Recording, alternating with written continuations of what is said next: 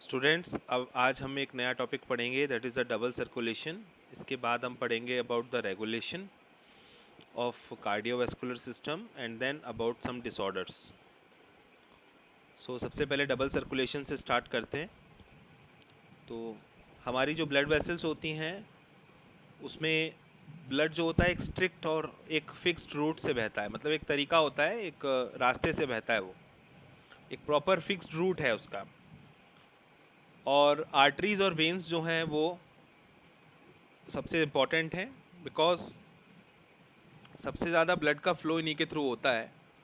उसके बाद फिर ये आर्टरीज और वेन्स जो हैं कैपिलरीज़ के हेल्प से आपस में जॉइन होती हैं, और कैपिलरीज़ वो जगह हैं जहाँ पर आप देखते हैं कि जो एक्सचेंज होता है टिश्यूज़ के साथ वो होता है। हर आर्टरी और वेन जो होती है उनमें 3 लेयर्स होती हैं। सबसे अंदर की जो लेयर होती है उसको बोलते हैं ट्यूनिका इंटिमा, और ये स्क्वेमस इपिथेलियम से बनी होती है, स्क्वेमस एंडोथेलियम। जो मिडिल लेयर होती है वो स्मूथ मसल से और इलास्टिक फाइबर्स से बनती है, जिसको हम बोलते हैं tunica media.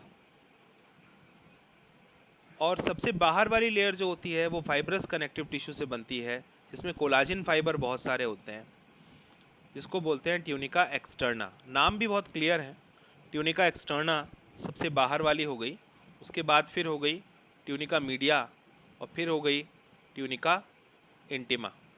So 3 layers are there in the arteries and veins. जो ट्यूनिका मीडिया होती है वो वेन्स में थिन होती है आर्टरीज के कंपैरिजन में, यानी आर्टरी में जो ट्यूनिका मीडिया है वो थिक होगी और वेन्स में वो थिन होती है। जो हमारा ब्लड है, it is pumped by the right ventricle and then it enters into the pulmonary artery. जो अपना राइट वेंट्रिकल है वहाँ से ब्लड पंप होकर के कहाँ जाता है, पल्मोनरी आर्टरी, और पल्मोनरी आर्टरी से वो किधर जाएगा, लंग्स की तरफ, ठीक है ना। जबकि लेफ्ट वेंट्रिकल जब ब्लड को पंप करता है तो वो जाता है ऑर्टा की तरफ, और ऑर्टा फिर पूरे बॉडी के अंदर उस ब्लड को फैलाने का काम करता है।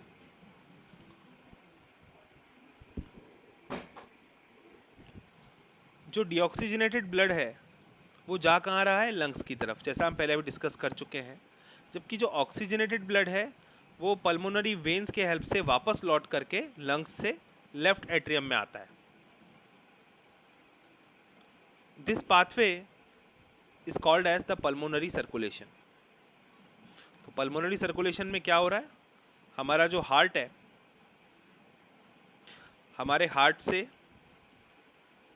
ब्लड लंग्स की तरफ जा रहा है, ठीक है ना, और वापस लौट करके हमारे हार्ट में वो ब्लड आ रहा है।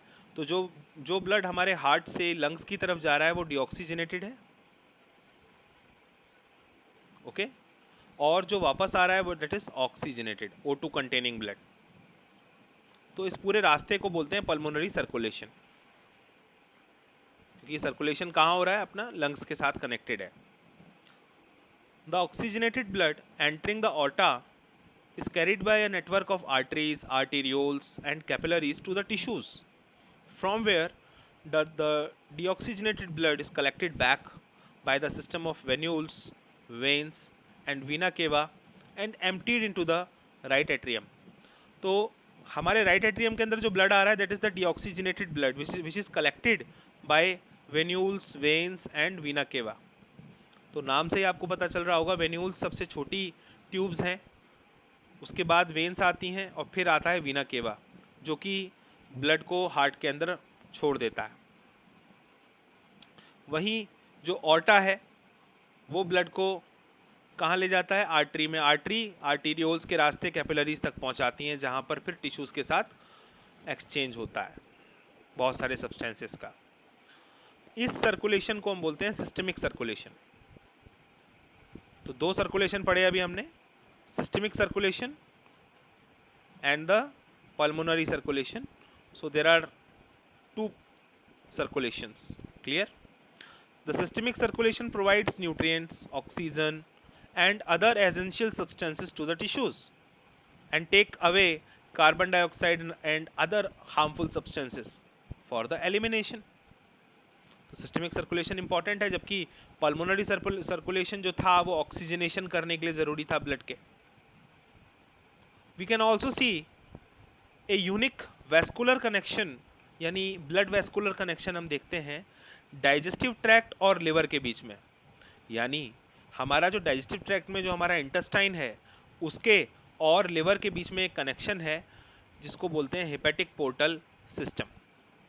एक हेपेटिक पोर्टल वेन होगी जो क्या करेगी, it carries the blood from intestine to the liver before it is delivered to the systemic circulation. Hepatic portal vein पहले क्या करेगी कि ब्लड को इंटेस्टाइन से लिवर के पास ले जाएगी और फिर लिवर से वो ब्लड सिस्टमिक सर्कुलेशन को दिया जाएगा. ऐसा क्यों होगा? ऐसा इसलिए होगा कि जो भी इम्पॉर्टेंट सब्सटेंसेस हैं या न्यूट्रिएंट्स हैं जो हमारे इंटेस्टाइन के अंदर एब्जॉर्ब हुए हैं वो पहले लिवर के पास चले जाएं और फिर लिवर उनकी प्रोसेसिंग कर ले, उसमें से इम्पॉर्टेंट सब्सटेंसेस को ले ले और फिर आप सिस्टमिक सर्कुलेशन में वो ब्लड भेज दें. इससे हमारा जो लिवर का काम है वो आसान हो जाता है, बिकॉज लिवर हमारा सबसे बड़ा ग्लैंड है और इसीलिए ये सपोर्ट सिस्टम यहाँ पर प्रेजेंट है. इसको बोलते हैं हेपेटिक पोर्टल सिस्टम. इसी प्रकार से आप एक देखते हैं स्पेशल कोरोनरी सिस्टम होता है ब्लड वेसल्स का, which is present in our body exclusively for the circulation of blood to and from cardiac musculature. तो हमारी जो कार्डियक मसल्स हैं उनके लिए जो ब्लड प्रोवाइड किया जा रहा है वो कोरोनरी सिस्टम से किया जा रहा है. कोरोनरी आर्टरीज, कोरोनरी वेन्स अलग से हैं जो हार्ट को ब्लड सप्लाई करने का काम करती हैं. डायग्राम चेक कर लेते हैं. Schematic plan of the blood circulation in humans.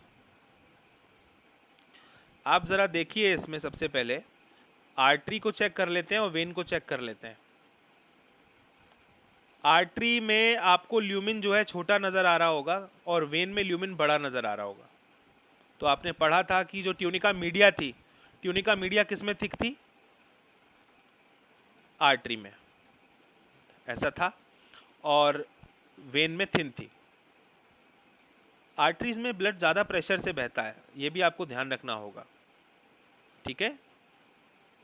तो सेकंड थिंग हम चेक कर रहे हैं इसमें कि जो कैपिलरी है वो कितनी फाइन है और इसमें स्क्वेमस एपिथेलियम होती है ताकि एक्सचेंज इजी हो जाए सब्सटेंसेस का. अब यहाँ पर आपको दिखाई दे रहा है पल्मोनरी सर्कुलेशन. तो इसमें पल्मोनरी वेन और पल्मोनरी आर्टरी इन्वॉल्व है. तो ये हो गया अपना पल्मोनरी सर्कुलेशन और ये हो गया अपना सिस्टमिक सर्कुलेशन. बाकी सब चीज़ें हम डिस्कस कर चुके हैं. आई होप ये डायग्राम आपके समझ में आ गया होगा. Next part is the regulation of cardiac activity. तो हमारे हार्ट की जो नॉर्मल एक्टिविटीज़ हैं वो तो हार्ट के अंदर से ही रेगुलेट हो जाती हैं, इसीलिए हार्ट को ऑटो रेगुलेटेड भी कहते हैं. बिकॉज अपना जो नोडल टिश्यू है हार्ट में जो कि स्पेशलाइज्ड मसल्स से बना है वो हार्ट की एक्टिविटीज़ को कंट्रोल करता है. जैसे कि हमने पढ़ा था ऐसे नोड जो होता है वो इलेक्ट्रिकल इम्पल्सिस को जनरेट करता है. इसीलिए हम हार्ट को मायोजेनिक भी कहते हैं. मायोजेनिक होने का मतलब है, मायो मतलब होता है मसल, मसल से जनरेट इलेक्ट्रिक पोटेंशियल्स हार्ट को कंट्रोल करते हैं. अगर हम ब्रेन की बात करें तो ब्रेन में मेडुला ऑब्लोंगेटा जो होता है वहाँ पर सेंटर होता है हमारे कार्डियक फंक्शन को कंट्रोल करने का. मेडुला ऑब्लोंगेटा तो हमारे इंटरनल ऑर्गन्स को कंट्रोल करता है, ये हम पहले भी पढ़ चुके हैं. और ये कंट्रोल होता है ऑटोनॉमिक नर्वस सिस्टम के थ्रू, यानी हमारी विल के अकॉर्डिंग नहीं, अपने आप ये सब होता है. Neural signals through the sympathetic nervous can increase the rate of heart beat. अगर सिंपैथेटिक नर्वस सिस्टम को देखें तो वो हार्ट बीट के रेस को बढ़ाता है, हार्ट बीट तेज़ होती है, हम एक्शन के लिए तैयार हो जाते हैं. हार्ट बीट तेज़ होती है, उसके अलावा वेंट्रिकुलर कॉन्ट्रैक्शन भी फास्ट होते हैं, स्ट्रेंथ के साथ होते हैं, जिससे कि अपना कार्डियक आउटपुट बढ़ता है और हम किसी भी इमरजेंसी के लिए तैयार हो जाते हैं, एक्शन के लिए तैयार हो जाते हैं. जबकि जो अपना पैरासिम्पैथेटिक न्यूरल सिस्टम है वो क्या करता है कि वो अपने आप हमें नॉर्मल स्थिति में लेके आता है, नॉर्मल कंडीशन में लेके आता है। जहाँ सिंपैथेटिक नर्वस सिस्टम आपको एक्शन के लिए तैयार करता है, वहीं पैरासिम्पैथेटिक फिर आपको नॉर्मलाइज करता है। आपकी हार्ट बीट का रेट नॉर्मल हो जाता है, एक्शन पोटेंशियल्स नॉर्मल स्पीड से काम करने लगते हैं, है ना। और इससे फिर क्या होता है, आपका जो कार्डियक आउटपुट भी है वो नॉर्मल हो जाता है। ठीक है। इसके अलावा कुछ हार्मोन्स होते हैं जो एड्रिनल मेडुला से निकलते हैं। जैसे किडनी होती है हमारी, किडनी के पास एड्रिनल ग्लैंड होता है। एड्रिनल ग्लैंड में जो मेडुला पोर्शन है उसका, वहाँ से हार्मोन निकलते हैं, जैसे कि एड्रिनलिन, जो आपने क्लास 10th में पढ़ा था। ठीक है ना, एड्रिनलिन। तो एड्रिनलिन क्या करता है कि आपके कार्डियक आउटपुट को बढ़ा देता है, यानी आपको फिर इमरजेंसी सिचुएशन के लिए तैयार कर देता है। तो कुछ ये चीज़ें थी जो अपने कार्डियक आउटपुट को रेगुलेट करती हैं। जैसे कि हमने सबसे पहले क्या पढ़ा, हार्ट अपने आप को सेल्फ रेगुलेट करना जानता है। उसके अलावा फिर हमने मेडुला ऑब्लोंगेटा का पढ़ा कि इसमें कार्डियक सेंटर है। एड्रिनल मेडुलरी हार्मोन्स का भी रोल पढ़ा, है ना। तो ये सारी चीज़ें हमने ध्यान रखनी है। Last portion of the chapter is the disorders of circulatory system. सबसे पहला डिसऑर्डर है जो सबसे कॉमन है इंडिया में, दैट इज द हाइपरटेंशन।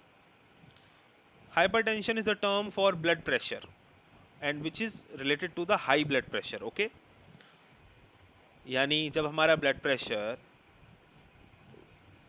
जैसे नॉर्मल ब्लड प्रेशर क्या है 120/80, 120 mmHg is the systolic blood pressure and 80 mmHg is the diastolic blood pressure, जो हम जानते हैं, जो हमने क्लास 10th में पढ़ा हुआ है।